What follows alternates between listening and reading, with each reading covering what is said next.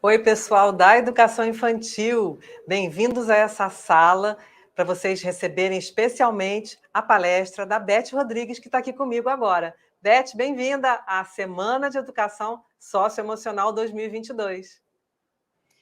Eu que agradeço o convite, a oportunidade, Patrícia. É uma honra estar com os professores da educação infantil. Então, eu quero agradecer o convite da Secretaria Municipal de Educação do Rio de Janeiro e também da Multirio. Muito obrigada pela parceria, pela oportunidade. Bom, maravilha. Podemos começar então, professora? Pode começar a sua palestra. Pois não. Bom, pessoal, vocês sabem que eu sou apaixonada pela disciplina positiva. Então, hoje, novamente, eu vou trazer algumas ferramentas práticas que, na minha opinião, são muito úteis para os professores da educação infantil. Não sei se vocês sabem, mas eu sou professora há muitos anos e no início da minha carreira eu fui professora de educação infantil por mais de 10 anos. Então, adoro essa faixa etária e sei também, né, como é desafiadora, né, essa faixa etária. Então, eu vou começar fazendo uma breve revisão do que é, afinal, a disciplina positiva, porque talvez alguns de vocês não conheçam. É uma abordagem socioemocional que foi criada pela doutora Jane Nelson lá nos anos 80, e essa abordagem ela tem o foco no desenvolvimento de habilidades de vida. É para nós conseguirmos desenvolver nas nossas crianças cooperação, responsabilidade, habilidade de resolução de problemas, autodisciplina, enfim, né? Todas essas habilidades sociais e emocionais que nós queremos que eles desenvolvam. E essa abordagem ela tem a base teórica na psicologia de Alfred Adler, na psicologia adleriana. Existem já inúmeros livros em inglês sobre disciplina positiva, né, sobre Positive Discipline, e em português também. Já temos mais de 10 títulos. Para vocês, eu recomendo alguns. O Disciplina Positiva, né, um primeiro, de capa amarela. O Disciplina Positiva em Sala de Aula, que é específico para professores. E para quem trabalha, né, com as crianças menores, de 0 a 3, tem um livro específico para crianças de 0 a 3 e outro de 3 a 6 anos. Foram esses os que me inspiraram a trazer hoje uma seleção que eu fiz de algumas ferramentas práticas da disciplina positiva muito úteis com essa faixa etária. Então, vamos lá, que agora eu vou lembrar, né, também dos critérios básicos, de alguns princípios fundamentais dessa abordagem da disciplina positiva. Um deles é a gentileza e a firmeza ao mesmo tempo. Então, quando nós falamos em gentileza e firmeza ao mesmo tempo, nós estamos lembrando que é muito fácil a gente ir para os extremos, lembram? Então, ser gentil demais, né, e acabando deixando de ser firme, ou ser firme demais, até autoritário e deixando de ser gentil. Se a gente foca só na gentileza, a gente talvez esteja só focando na liberdade, nas escolhas. Se a gente foca só na firmeza, a gente está focando só na ordem, na responsabilidade, nada de liberdade. Então, quando a gente quer ter liberdade e ordem, né? Quando a gente quer ter firmeza e gentileza ao mesmo tempo, a gente usa alguns princípios, como, por exemplo, esse que eu estava mencionando, do respeito mútuo, de conseguir trabalhar através de uma conexão à correção. Então, vou explicar melhor esse conceito também da conexão. Lá atrás, Adler, né, e depois a doutora Jane Nelson e outros autores da disciplina positiva observaram que esse é um princípio de todas as pessoas. Todo mundo quer se sentir pertencente e também importante. Todo mundo quer ter aquela sensação de eu faço parte, eu conto, eu sou ouvido, eu sou amado. Imaginem os seus alunos. Eles também querem. Será que eles se sentem assim em outros ambientes que não a nossa sala de aula? Muitas vezes não, infelizmente. Então, esse sentimento de eu conto, eu faço parte, eu sou aceito, eu sou amado, eu sou ouvido, e também de eu sou necessário, sou útil, eu sou importante. Eu faltei e perceberam que eu faltei. Eu estou triste e perceberam que eu estou triste. Eu estou com medo e perceberam e vieram me acolher, sabe? Então, isso para uma criança pequena é vital, é fundamental, é uma necessidade básica.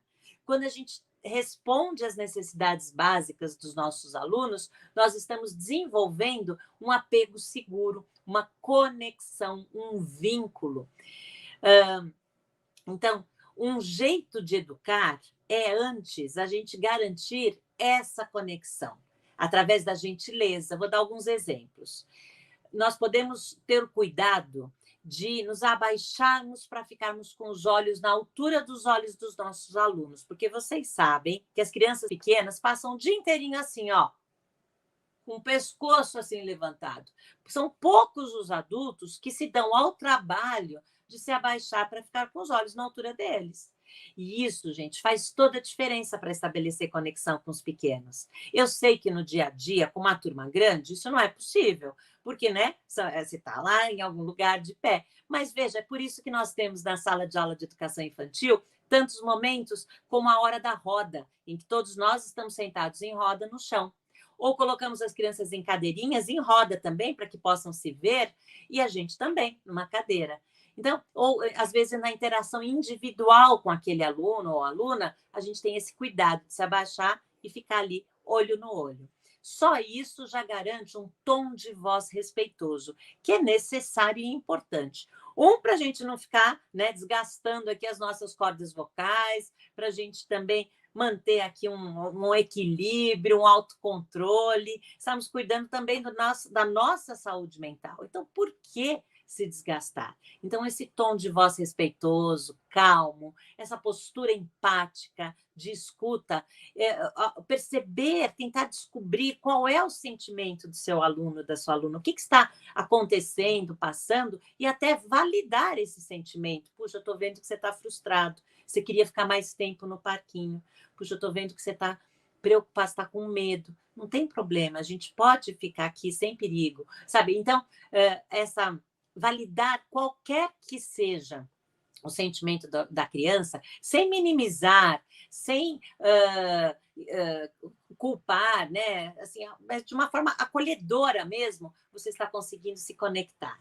Então, mencionei algumas formas, né? O tom de voz, o olho no olho, essa acolhida, o validar o sentimento. Essas são algumas formas para estabelecer a conexão com esse aluno. Talvez até um toque, né? Um toque físico, essa demonstração de afeto, um sorriso no rosto. Receber os alunos na porta da sala de aula, recebê-los com um sorriso, com um bom dia, com um cumprimento, já muda a energia da sua aula, o clima de aprendizagem, o ambiente da sala de aula. Só isso já pode tornar o seu dia mais leve e mais agradável. Outra forma, né? Porque aí você está pronta para dar limites, ensinar até, se necessário, saber dizer não. Um não com dignidade, com respeito. Um não que vai ensinar às crianças as regras que existem. E isso, gente, pode ser feito imediatamente, junto. É quando a gente consegue colocar na prática a gentileza e a firmeza ao mesmo tempo. Então, a gentileza através dessas formas de conexão. E a firmeza dando os limites, ensinando o que pode ser feito e o que não pode ser feito. Aliás, uma dica aqui. A gente tem uma tendência a sempre falar o que não fazer. Não façam isso, não façam aquilo, não façam aquele outro. Mas as crianças não ouvem o não. Eles acham até uma boa ideia quando você fala, né? Não saia correndo. Correndo? Que boa ideia, não tinha pensado nisso, vou sair correndo. Então, é muito mais eficaz que a gente fale as frases no afirmativo, que a gente fale o que eles podem fazer, o que nós esperamos, né, que eles façam. Bom, então já falamos um pouco sobre conexão, que é um princípio válido básico da disciplina positiva, a gentileza e a firmeza, o respeito mútuo. Eu queria lembrar que essas crianças, né, filhos da pandemia, muitas delas estão durante 2 anos, gente, numa situação que a gente não sabe exatamente qual era nas casas deles. Então, vamos também ter um olhar empático, especialmente para as crianças de educação infantil, porque algumas dessas crianças podem ter estado num lar onde algum adulto fazia tudo por elas e para elas. Então, elas foram muito protegidas, muito mimadas, sabe? Super protegidas, e elas não desenvolveram habilidades. Por exemplo, crianças que estavam sendo alimentadas, que eram trocadas, vestidas, que não tinham muita oportunidade para fazer as coisas, muita autonomia. Então, isso, vocês podem ter hoje alunos que são dependentes, alunos que nunca ouviram um não, que vão ouvir o primeiro não de nós, professores, na sala de aula, que não estão acostumados a compartilhar tempo, atenção, espaço, nem sequer um brinquedo, um objeto com ninguém mais, né? Ou vocês podem ter tido crianças que estavam num ambiente pouco saudável, sabe? Talvez agressivo, porque todos nós, adultos, sofremos nessa pandemia. Então, vai saber, né, quais foram os sentimentos, que tipo de ambiente. Por exemplo, pais e mães que estavam com muito medo, com pânico, ou muito tristes, em luto, em depressão, ou mães que talvez estivessem também sobrecarregadas, né? Nós sabemos bem sobre do que eu estou falando, e essas crianças talvez tenham sofrido até a agressividade, gritos, tapas, violência física, emocional. Então, é muito importante. E nem podia deixar de mencionar o caso das crianças que talvez tenham sido negligenciadas, que foram colocadas de lado mesmo, esquecidas, desprezadas. E essas crianças negligenciadas vão trazer essa resistência, essa revolta, esse medo, essa insegurança para a sala de aula. Então, é muito importante que a gente tenha, especialmente nesse momento, nesse ano de 2022, esse olhar empático, essa escuta empática, que a gente tenha muita paciência com a heterogeneidade, né, com a diversidade de criação que os nossos alunos vieram. Mas não é momento de buscar os culpados, de apontar os dedos e responsabilizar os pais. É momento de olhar para o futuro, de fazermos o nosso melhor para que a gente possa desenvolver habilidades socioemocionais nas crianças pequenas. Então, eu vou mencionar algumas outras que a gente pode utilizar com as crianças pequenas. Uma delas, fundamental, é a supervisão. Porque, gente, eles são rápidos, eles são agitados.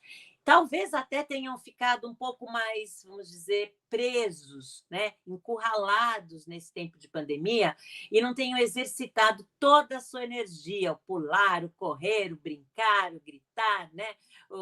Enfim, trepar nos objetos, no pula-pula, enfim, todos a coisa do parquinho, a gente não sabe exatamente se tiveram essa oportunidade de usar a sua energia.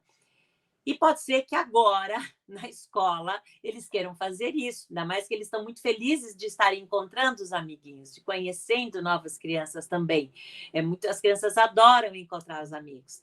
Então, a nossa supervisão é para tudo, é aquela história de ter olho mesmo, de estar muito atenta, muito focada nas crianças, porque, afinal, o que importa mais, o ensino ou a aprendizagem? Nós sabemos que é a aprendizagem. Então, se o nosso foco é a aprendizagem, o nosso foco são os nossos alunos, nós vamos garantir a segurança deles, né? Então, vou dar um exemplo aqui bobo, assim, uma tesoura fora do lugar. Se você virar de costas, em questões de segundos, essa tesoura pode estar cortando o cabelo de algum amiguinho, né? Um objeto qualquer ali mais perigoso com uma criança pequena, ela pode colocar, sei lá, mastigar, estragar, porque eles são exploradores. Eles são criativos, eles estão querendo conhecer o mundo. Então, é natural que as crianças, né, estejam, assim, sempre explorando. E aí a gente entra com a supervisão, com esse nosso olhar atento, com esse nosso acompanhamento. Lembrando que eles fazem o que eles aprendem com nós, né? Então, a gente pode e deve sempre lembrar de ser um exemplo. Por exemplo, essa história de parem de gritar não funciona, né? Porque o que eles estão vendo é um adulto descontrolado, um adulto que está querendo impor o seu poder ali pelo grito. Então, eles entendem que essa é uma forma válida de comunicação, o gritar, tá? Então, a gente sempre... Aliás, uma das queixas mais comuns com as crianças dessa faixa etária, que os professores e pais também reclamam, é que eles são birrentos, né? São manhosos, são mimados, são folgados, são, né? Então, eles têm aqueles ataques de birras, aqueles ataques de raiva. Como lidar com isso? Acho que o primeiro passo é com aquela escuta e com aquela observação empática, observar como é que eles estão.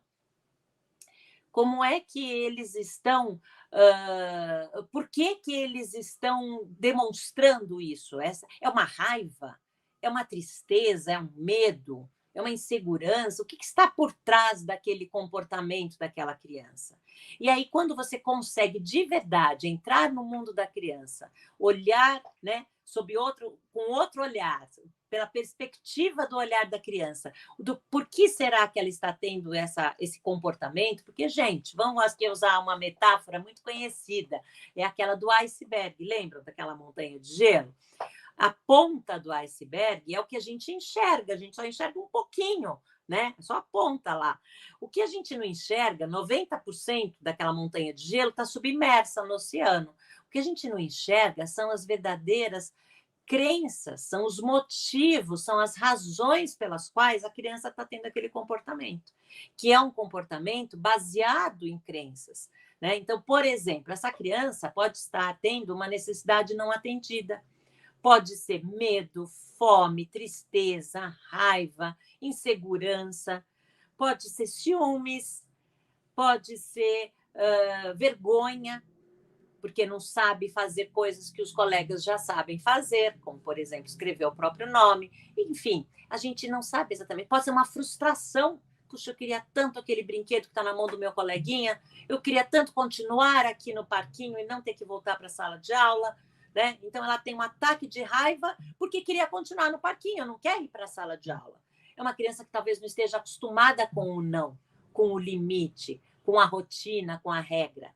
Então, eu quero trazer uma outra sugestão que vocês já conhecem, certamente já utilizam, que é o quadro de rotinas. É termos em sala de aula um registro de todas as principais etapas, né, do dia a dia das crianças da educação infantil. Vou dar alguns exemplos. A minha recomendação, né, que é inclusive dada da disciplina positiva, é a gente fazer um quadro com as crianças. E nada melhor nessa faixa etária do que tirar foto deles fazendo as ações. Então, com o nosso celular, a gente organiza ali aqueles momentos do dia a dia mesmo e vai fotografando. Garanta que tenha pelo menos, em alguma foto, todas as crianças da sua turma apareçam, né? Não vai correr o risco, eu vou tirar essa foto, faltaram tantos. Não, tenta ser um dia que estão todos presentes, que você tenha foto de pelo menos todos os alunos, ou grupinhos, né? Então, por exemplo, a hora da roda. Tem uma foto com todos da hora da roda, uma foto completa. A hora que eles estão lavando as mãos, tem uma foto lá de algumas crianças lavando as mãos. A hora que eles estão tomando lanchinho, de outras crianças tomando lanchinho. Uma foto deles no parque, né? Brincando lá nos brinquedos. Tem uma foto deles no parque, uma foto dele. E assim, vocês podem escolher uma aula específica, né? Que eles estão ali fazendo aquela aula. E aí, essas fotos, vocês podem imprimir as fotos de um tamanho grande, né, visível, colocar num saquinho plástico e junto com as crianças na hora da roda, colocar essas fotos todas nos saquinhos no chão e junto com elas elaborar qual a ordem, qual é a sequência. E aí eles vão percebendo que horas que a gente lava a mão, antes ou depois do lanche, que horas que a gente vai para o parque, antes ou depois do lanche, por exemplo, né? Que horas que... E assim, eles vão percebendo, aprendendo que existe uma rotina, existe uma sequência. E é lógico que todas as crianças querem mais passar o tempo todo no parque, no parquinho, brincando, pulando, correndo, se divertindo. Agora, isso não é possível. Existem momentos, né, em que eles precisam estar em outras atividades. E não preciso também hoje me estender na importância da rotina na vida de uma criança. Vocês sabem disso, toda a segurança, toda a regularidade, previsibilidade. As crianças aprendem também sobre gerenciamento de tempo, sobre organização. Isso acalma, isso traz tranquilidade, porque sabem o que vai acontecer. Inclusive, você pode verbalizar. Assim que, adoro essa expressão, ela é poderosíssima. Assim que vocês acabarem de lanchar e retirar e recolher os objetos, né, utilizados, ou jogar no lixo e tudo mais, nós iremos para o recreio. Assim que todos guardarem os brinquedos, nós sairemos da sala. Assim que todos estiverem sentados na roda, eu começo a contar a história. Por exemplo, então não é uma ameaça, não é se vocês não sentarem eu não vou contar a história, é o assim que. Então você está ensinando para as crianças sobre esse gerenciamento de tempo, ao mesmo tempo que você está trazendo essa calma, né? Você está dizendo, vai acontecer o parque, vai acontecer a história. Só que antes nós temos essa responsabilidade. Então, a responsabilidade, né?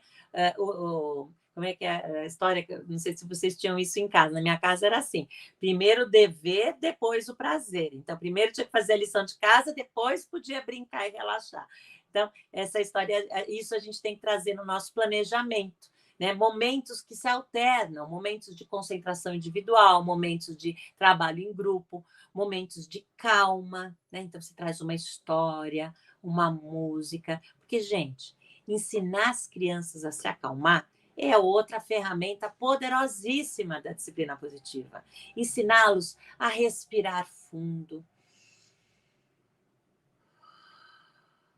E a gente aproveitar e fazer essa pausa para nós, algumas poucas respirações profundas junto com os alunos, nos acalma, nos dá também essa tranquilidade para seguir em frente, sabe? Então, ensinar as crianças a respirar fundo, a imaginar uma florzinha e sentir o cheiro da florzinha, depois imaginar uma velhinha de aniversário e a gente assopra essa velhinha, e assim a gente vai ensinando as crianças, né? O movimento que nossa barriga faz quando a gente enche de ar, né? Quando a gente inspira, e depois quando a gente esvazia, como ela se recolhe. E isso tudo é muito concreto para as crianças e muito sábio, importante de ser ensinado, né? A importância também de parar, ficar quietinho, talvez até também de deitar um pouquinho para se acalmar, ter aquele momento do descanso, assim, coisinha pouca, né? Porque eles vão dormir também. Bom, no caso dos pequenos,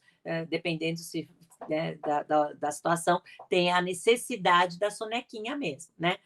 Bom, então, música que acalma, histórias. Então, existem algumas atividades que acalmam e que a gente pode intercalar com aquelas mais agitadas, uma música mais agitada, um jogo, uma brincadeira, uma coisa que eles vão pular, que eles vão, né, até talvez falar mais alto, cantar junto. Então, as brincadeiras precisam fazer parte do nosso dia a dia. Esse humor, esse lúdico, trazer a fantasia, a imaginação, o teatrinho, isso tudo é o que vai ser, as crianças, vocês sabem, brincar é o trabalho da criança. Então, vamos trazer isso. Aliás, muitos dos ataques de birra, né, muitas das situações podem ser resolvidos com algumas estratégias que eu vou mencionar agora, algumas ferramentas. Uma delas é o distrair e redirecionar. É quando você consegue tirar a atenção da criança, chamando a atenção para outra coisa. Às vezes pode ser até olha só o que eu tenho aqui. Vocês estão ouvindo o que eu estou ouvindo? Então você entra ali com uma brincadeira, chamar atenção para um som, para uma novidade. Eu trouxe uma coisa. Quando eu era professora na educação infantil, gente, eu levava uma mala toda colorida, pintada, sabe, com estrelas, tal, e eu mostrava para os meus alunos essa mala. E eu todos os dias trazia alguma novidade na hora da roda, né? Alguma novidade dentro daquela mala. Às vezes era só um pedaço de papel com uma ilustração. Às vezes era um objeto que a gente depois ia usar na aula, como, por exemplo, uma corda, para depois ensinar as crianças a pular a corda. E assim, várias, às vezes era um fantoche, que depois tomava vida, né, ganhava vida na minha mão e conversava com as crianças. Então, vamos aproveitar que essa faixa etária é tão agradável, ela pode ser tão gostosa, tão prazerosa, porque, gente, a gargalhada das crianças nos reenergiza. Então, por que a gente não aproveita e torna a nossa sala de aula um ambiente agradável para nós também? Sabe, vamos brincar com as crianças, vamos nos divertir, vamos focar, né, dar atenção para elas. Eu queria mencionar, além do distrair e redirecionar, do humor, do brincar que eu mencionei, uma muito importante: agir sem falar. Porque eu não sei se vocês já perceberam, nós falamos demais, né? Aliás, está quase acabando meu tempo aqui, eu já vou parar de falar já já. Ó, nós falamos demais e as crianças não prestam atenção no que nós falamos, elas prestam atenção no que nós fazemos. Então, aquela história do parem de gritar não funciona por causa disso, porque eles estão olhando o que a gente está fazendo e eles, é assim que funciona, é assim que a gente consegue atenção. Então é assim que eu tenho que fazer, gritar. É o que eles aprendem com a nossa ação, porque eles aprendem muito mais com a nossa ação do que com as nossas palavras. Então, tem hora que a gente ou fala só uma palavra, brinquedos, mão, ou a gente usa gestos, sabe, ações. Pega aquela criança que está fora da roda pela mão e traz ela com calma e paciência e respeito para dentro da roda. Né? Outra poderosíssima são as escolhas limitadas. Vocês conhecem? Quando a gente oferece duas opções que sejam razoáveis e respeitosas para você, adulto, você que escolhe as opções, e você oferece para aquela criança. Agora é hora da roda, todos estão sentados. Você quer se sentar desse lado ou desse lado, Joãozinho? E aí você dá a opção para a criança. Eu não quero sentar em lugar nenhum. Joãozinho, então eu vou te dar outras opções. Você pode sentar aqui na roda, no lugar onde você quiser, junto com seus amigos, ou você pode ficar aqui, nesse cantinho aqui, em silêncio, porque eu já vou começar a história. E você faz alguma atividade motivadora, interessante, que esse aluno, naquele lugar onde ele está, não consegue enxergar, né? Aquele livro de histórias. E aí, quem sabe, ele se motiva a vir. Mas vejam que as escolhas limitadas são muito respeitosas, porque qualquer uma das duas opções que você oferece, você vai ficar confortável que a criança aceite, tá? Bom, eu acho que nós já falamos várias ferramentas práticas da disciplina positiva. Eu gostaria de, novamente, recomendar, né, os livros dessa série tão acolhedora, tão útil e tão eficaz, porque trata-se de uma abordagem, como eu disse no começo, que é não punitiva e também é não permissiva. A gente consegue, com habilidade, ser gentil e firme ao mesmo tempo. E aí estabelecer essa conexão, essa ligação com os nossos alunos e termos o que a gente quer, que é um relacionamento, um clima de sala de aula de aprendizagem, encorajador, respeitoso entre todos e eficaz, onde há de verdade a aprendizagem. Termino assim a minha fala, não sei se tem alguma pergunta, Patrícia. Tem, professora Beth, muita pergunta aqui, e é muito bacana a sua fala, porque o que a gente constrói assim na sala de aula, as crianças levam para a vida, é uma postura que vai levar para o futuro delas, um futuro bem melhor, um ambiente, um mundo melhor que a gente está construindo dessa forma, né? Exatamente. Primeira pergunta, qual é a melhor ferramenta da disciplina positiva ou estratégia que você indicaria para casos de repetição de comportamento agressivo, como crianças que mordem ou batem sempre no coleguinha? Eu vou mencionar uma que eu utilizei inúmeras vezes e eu fui muito criticada por alguns colegas. Então, essa é uma polêmica, tá? Mas eu vou trazer de uma experiência pessoal. O abraço. E vocês devem estar pensando, né? Que foi a crítica e vamos dizer, a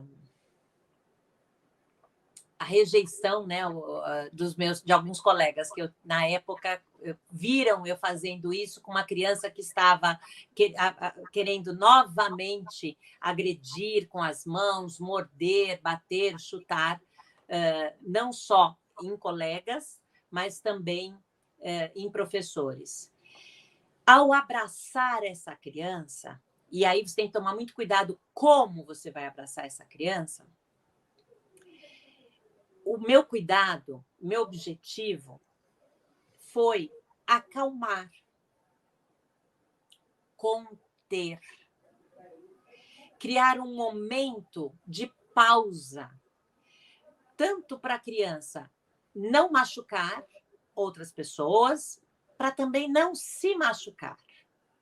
Porque, às vezes, nesse descontrole emocional, essa criança pode bater a cabeça, ela pode se debater no chão, pode jogar objetos, quebrar, pode ser bem perigoso mesmo, bem agressivo. Então, o abraço ele tem essa dupla função de conter, né, só que você não contém com raiva, você não contém, porque tem que tomar cuidado, senão a gente está sendo agressivo também, não é isso. Por isso que é o abraçar. Mas é um abraço que você, junto com as suas pernas, abraçam também. Você, talvez sentada, né, possa com as pernas abraçar as pernas da criança e com seus braços abraçar o tronco e os braços da criança. Uma coisa que eu particularmente uso, que é muito eficaz, né, que eu já usei algumas vezes, é balançar um pouco, bem levemente, essa criança nesse abraço. E, se possível, isso tem que ter um autocontrole muito grande, não falar nada, ou só falar, respira comigo, e respirar profundamente junto com essa criança para ela aprender a respirar. Talvez funcione, talvez não funcione. Essa é uma ferramenta, tá? Por que às vezes funciona? Porque essa criança está realmente sem saber se acalmar. Ela não sabe, ela não tem. Vamos lembrar que o nosso córtex pré-frontal, que é o responsável pelo controle das nossas emoções, só se desenvolve, gente, aos 25 anos. Então, esperar que uma criança tenha autocontrole, autorregulação, autodisciplina e que saiba, né, se manter calma, se nem os jovens conseguem, porque o córtex só vai se desenvolver aos 24, 25 anos, né? Então, isso é irracional, é uma ilusão. Então, a gente ensina as crianças a se acalmarem, a gente ensina as crianças a respirarem fundo, a gente ensina as crianças a pararem, sabe, a perceberem depois, né, que a temperatura do corpo mudou, que aquela raiva que traz aquele calor já, né, para perceberem que aquela sensação de coração batendo mais forte, também a gente consegue acalmar. Isso vale para os adultos, né? Vocês sabem, é a tal da pausa positiva, que nós todos precisamos fazer. Sabe aquela situação que o professor para e não fala nada? A molecada está ali aprontando, né? Está ali falando um monte e você só está observando, lógico, pela questão da segurança, mas você não fala nada, você fica parado, só imóvel. Costuma funcionar também, às vezes, né? Então, essa é a outra opção. Outra opção é tirar aquela criança mesmo daquele local e levá-la para outro local, para um banheiro, né? Para outro local, para outra sala de aula, onde ela esteja sozinha, onde ela não seja perigoso o contato dela com outras crianças. E aí, nesse local, esperar mesmo um tempo, só depois falar. Ficar falando com a criança enquanto ela está desequilibrada, né, descontrolada emocionalmente, não funciona, não adianta nada. Então, espero ter mencionado aqui algumas possibilidades.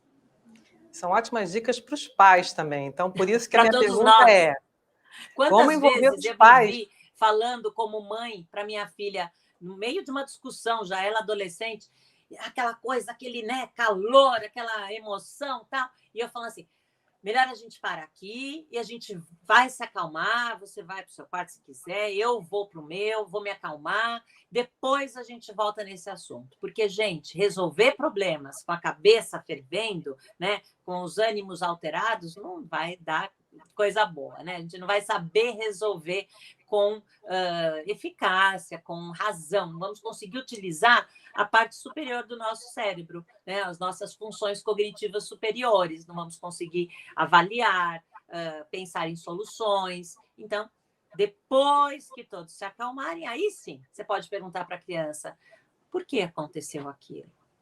E, ó,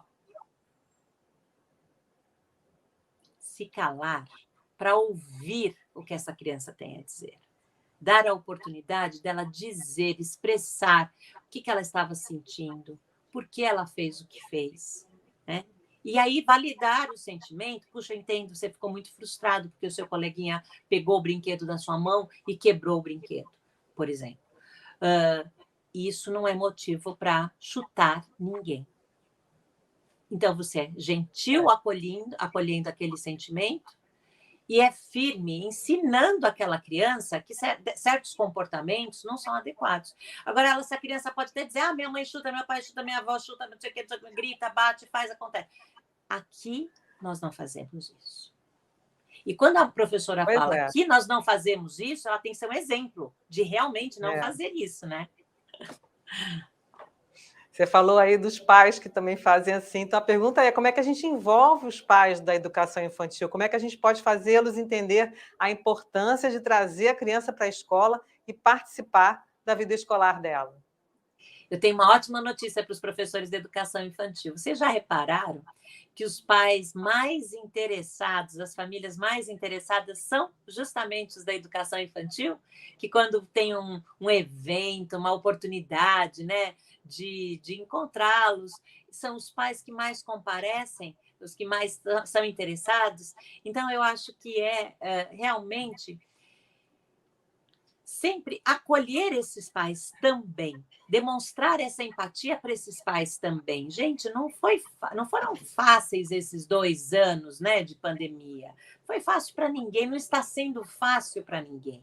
Então, ao invés da gente encontrar aquele pai, aquela mãe e reclamar do comportamento desafiador do filho, né, dizer, seu filho hoje fez isso, fez aquilo, fez aquele outro, puxa, isso é tão desagradável, que tal falar coisas positivas, né? Seu filho já consegue segurar no lápis direito. Seu filho já reconhece as letras do seu próprio nome. Seu filho hoje compartilhou um lanche com um coleguinha. Seu filho, sabe? Então, falar, observar coisas positivas, compartilhar coisas positivas, isso acolhe. E criar oportunidades de conversa, de troca, chamar os pais para uma conversa, se possível, até com a criança. Às vezes não, dependendo, né, do assunto, mas dar oportunidade de escuta, porque às vezes esses pais têm algo importante para compartilhar com a gente e a gente não dá essa oportunidade de conhecê-lo, saber o que está acontecendo. A gente pode até demonstrar que o nosso foco, o motivo dessa reunião, não é para apontar os dedos e buscar culpados e procurar os erros, é para aprender com os nossos erros, é para buscarmos juntos soluções, sabe? Então, eu acho que a parceria com pais e mães parte dessa demonstração de empatia e de foco em solução, de que nós todos queremos o melhor para aquela criança, seja ele nosso aluno ou nosso filho.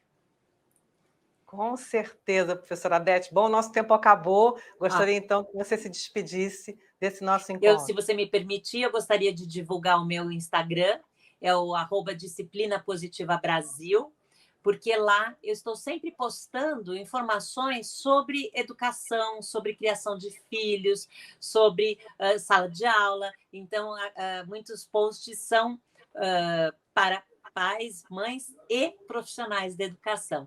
E então, eu agradeço novamente a oportunidade, obrigada pelo apoio da Multirio, obrigada pelo convite, Secretaria Municipal de Educação do Rio de Janeiro. É um prazer estar com vocês. E aguardo aí comentários, feedbacks. Por favor, eu vou fazer também um post, até vou fazer um print agora aqui da tela, Deixa eu ver se eu consegui fazer um print aqui da tela, porque eu depois vou fazer um post sobre esse nosso encontro. E quem puder lá comentar o que achou, trazer alguma pergunta, alguma dúvida, estou à disposição de vocês. Maravilha, professora Beth. Muito obrigada pela sua palestra, viu? Até a próxima. Até a próxima. Vão ficar disponíveis nos canais. Até a próxima. Obrigada. Até. Bom, e assim a gente encerra os webinários da Semana da Educação Socioemocional 2022. Obrigada a vocês que participaram aqui com a gente, viu? Agora é continuar aí a sua formação na escola e não deixem de avaliar a CESEM 2022, ok? O link está aqui na descrição do vídeo e vai ficar aberto até o dia 15 de abril.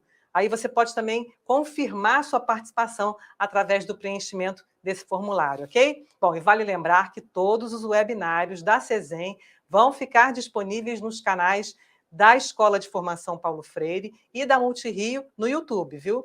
E assine também os canais, aproveita lá e assina e ative o sininho das notificações para não perder nenhuma novidade. E que essa semana seja uma inspiração para novas propostas durante todo o ano letivo.